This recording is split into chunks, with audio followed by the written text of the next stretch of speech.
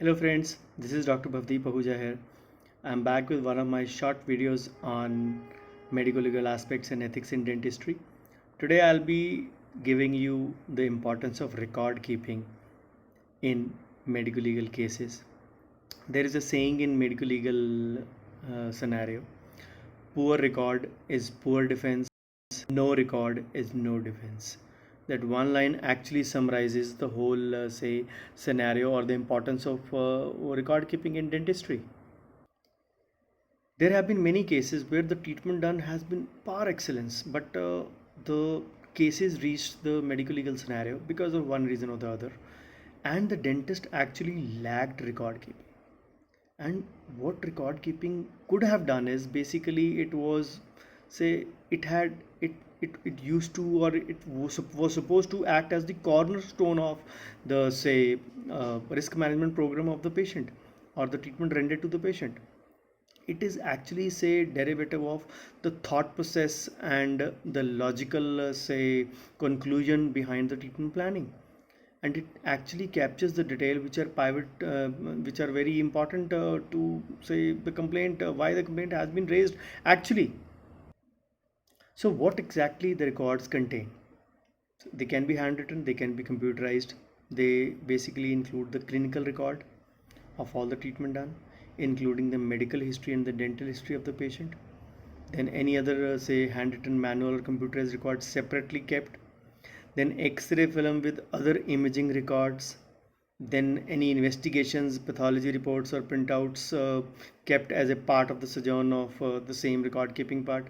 Then models, photographs, any correspondence between the, say, referring doctor or the consultant or the associate to whom you have referred the case, or, say, subject to any opinion. Then other, say, instructions like laboratory instructions, received estimates, any videos that you have taken as a part of the consultation process, so any recordings or telephone conversations as a part of the consent process if you have taken. So all these constitute record keeping in a dental scenario. So what should exactly the record keeping contain? All the up to date medical history and the dental history, as I said, the, say, till date diagnosis with date, history, treatment notes, any special instructions, any particular incidents, any discussions, any episodes, any options given to the patient, any consent part taken from the patient along with that.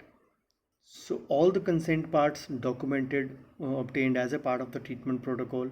Then all the payments made separately in a form 3C format or in a, say, similar kind of a format modified along with the same. Then the drugs prescribed, the dosages given, the history keeping marked along with any suggestions from the physician taken. Then any correspondence to the patient or any associate or any consultant or any referring doctor made. So technically you can say, if you have to summarize, there are 10 essential requirements of dental record keeping. The number one is the patient KYC, the identification features, the name, telephone number, address, or whatever.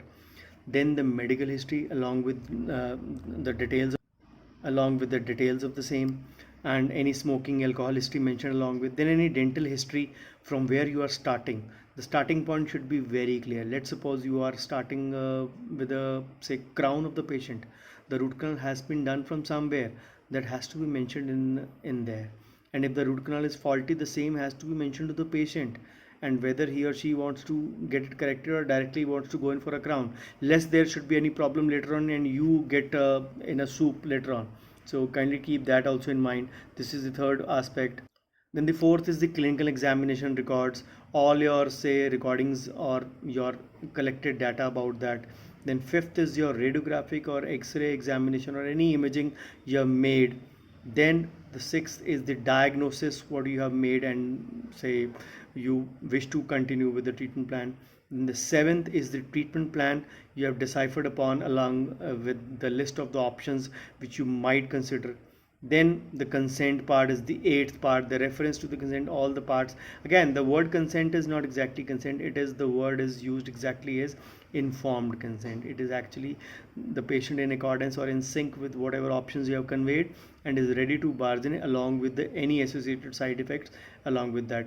In the ninth are the progress notes or the treatment, say recall visits or the entries made in the patient sheet or the patient case data, wherever you are keeping it manually or radiographically. And once you are done, the exit notes of the patient. So these are the 10 most important parts which you have to take in mind while taking the record keeping scenario into your dental clinic. So sometimes the records may not come very handy in saving you in a medical negligence if actually the treatment rendered has been inferior or not conforming to the requisite standard of say acceptable care. But yes, they do give a methodical approach to what you intended to do in to the patient in the first place, and those do turn your saviors sometimes. So remember what normally dentists do in case of any MLA is the first thing they do is to tear off the patient record or delete the patient record. As I said at the start, poor record is poor defense and no record is no defense. So kindly keep this thing in mind, and I hope you inculcate record keeping. In any case, this is as much to confirm with the say requisites of the Dental Council of India revised regulations 2014.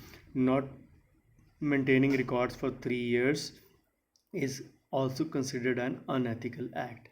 And recently also there was a consumer court case which was shared all over social media, in which the patient records were not found with the dentist, and the dentist say had to say suffer damage because of that in terms of monetary expenses.